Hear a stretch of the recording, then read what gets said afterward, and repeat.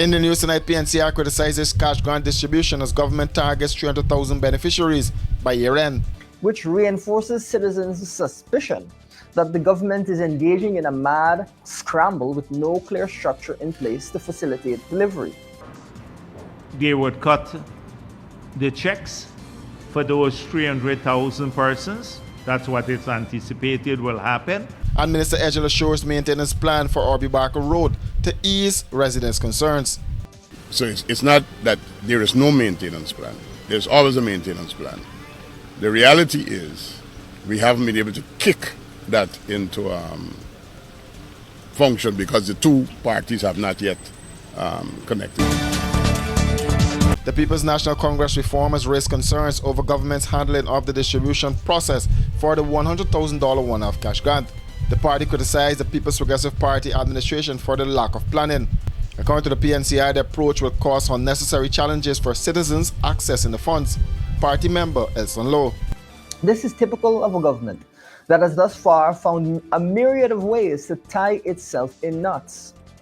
It appears doubtful that all public servants will be registered, let alone receive a single dollar by the end of November, which reinforces citizens' suspicion that the government is engaging in a mad scramble with no clear structure in place to facilitate delivery. This is especially relevant given Jagdeo's recent announcement that the government intends to unleash 300,000 checks upon the banking system in the month of December alone. Guyana's banks cannot realistically handle that volume of activity, and the PPP's lack of planning will almost certainly mean several hours of waiting time in lines for each and every recipient. If the government intends to leverage the banking system to deliver cash grants by check, it needs to arrange for overtime hours and compensate banking employees accordingly. We believe that it is clear that the government needs to explore a wider range of options for persons to 1. Register, 2. Collect their checks, and 3. To cash their checks. The PPP clearly did not plan this grant in advance.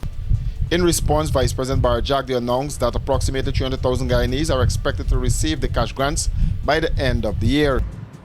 So we anticipate that from what they told us, that they can do about 10,000 people per day, and therefore it would be about 300,000, including the ones they've done already.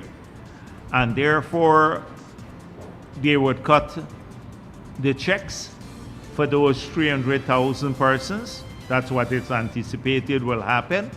And then we cannot appropriate the balance of the money until you have a budget. So the budget will come out in about February of next year. Well, hopefully it will pass by February of next year, not come out. And then we can seek to appropriate the balance of the money. We anticipate it will be about another 30 billion because we think about 600,000 adults you have in the country, or just over that. You have a bit over that. But we will appropriate the rest of the sum in that period. In the meantime, the checks that have been cut in before the end of the year, because it's a huge task, those will be distributed to people. He added that the next phase of the distribution will begin in early 2025, aiming to reach the remaining adult population of the country. Washi. Hi people. Washing made so easy since I found Washi. Washing me use wash me clothes and I can say Washi soap powder wash clothes so nice. Washi soap powder leave your clothes color bright. Washi soap powder leave me clothes smelling nice, of course. So give thanks to Washi soap powder for doing my laundry right. Keep my clothes color bright. Have my clothes smelling nice for sure. I could not ask for more. Comes in lemon and original. It is a washing machine in a pack. Washi soap powder wash clothes so nice. Washi soap powder leave your clothes color bright. Washi soap powder have my clothes smelling nice, of course. Distributors located in the Stabrook Market.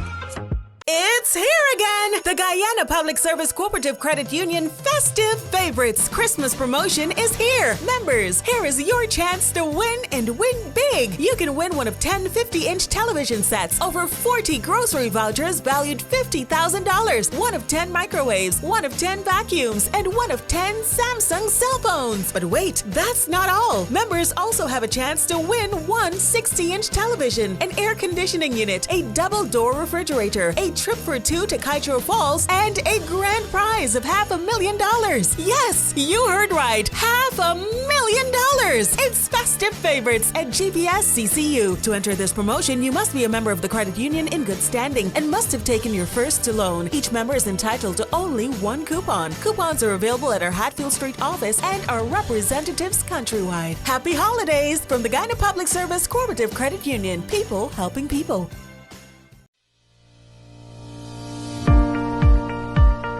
One of the things that would distinguish us from the other guys is our advancement in technology when it comes to security. We've been able to actually go ahead and provide home security service, and drone service, among the other service that would have significantly contributed to securing society as a whole.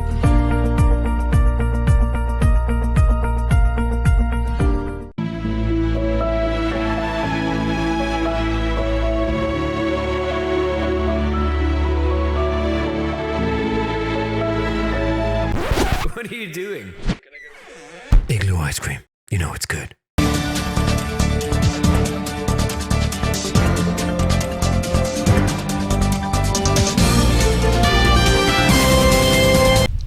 Public Works Minister Juan Edgell has assured residents of South and North Rumpelt that the government is committed to maintaining the Orby Barker Road to minimize disruptions to their daily lives. Between the road construction being done by the Ministry of Public Works and the development of the new Commons Lodge housing scheme by the Ministry of Housing, a section of Orby Barker Road was left in a deplorable condition. Orby Barker separates North and South Rumpelt, but it is also one of the two access points to the new Commons Lodge scheme. The other is E-Fields of Fire, and drivers transporting sand and building materials have been using Orby Barker Road. Kibwe Copeland, who represents constituency 14 on the Georgetown Mayor City Council, said they had made repeated complaints to the authorities. He said some work was done before, but there was never any follow-up. Person that we going through National Avenue to come through Rosa Drive. And then the other two corners which had no alternative. Either you park outside or you take the risk of driving in. If you come out walking, you gotta get long boots or you gotta take mud in your foot. So this is the basic concern. It's not nothing too technical, maintenance of the road. Public Works Minister Juan Edgell said that for every project there are maintenance plans, but the present situation is due to the failure of officials from his ministry and the Ministry of Housing meeting to work out the plan. So it's not that there is no maintenance plan. There's always a maintenance plan. The reality is we haven't been able to kick that into function because the two parties have not yet connected. So we will get that connected and we will have a resolution in that regard. He also assured residents that a maintenance plan will be put in place. Because there's going to be an engagement between the contractor that is doing this stretch and the contractors that are working in the housing areas, and we will work out a maintenance plan. The truth about it is that these roads, as is, not when it is developed, as is, can't really handle the volume as well as the tonnage that is coming through here on a continuous basis. So you will end up having depressions. You will end up having holes developing and so on. So today, in the daylight, we can do some further interventions to make the road drivable for the locals, and then we will have that engagement between the contractor and this lot. Housing Minister Colin Crowe said the Orby Barker 4-lane road will not only connect the two communities to the new Commons Lodge housing scheme, but to the Ogle 4-lane highway. And so already persons sometimes, rather than go through to Dennis Street, they use here. And we also have private development that is happening in terms of housing development. So it will be a main control point that will also connect you to eventually to the 4-lane that is being built from the Ogle end. Residents said they are not against development, but do not believe that they should face the challenges they are experiencing. And it has been deplorable for more than a year. This is no way to live. The amount of money I spend on maintaining my car is about 3 times what I normally spend to maintain it. My bumper over the past month ripped twice. I was stuck on 3 occasions. Twice I had to be bumped out and once pulled out. It's awful and they need to do something. Not something in patchwork fashion. They need to do something sustainable. This is a community. People live here and they deserve some decent treatment. We in this community is not against developments, but the resident in here that is suffering because of the way the street is and the road is doing right now. What we're asking is that you continue to maintain it in this fashion.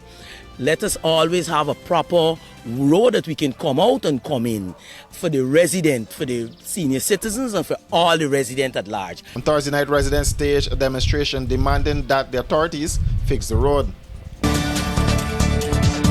For these and other stories, do visit us at our website www.rdproductiongy.com.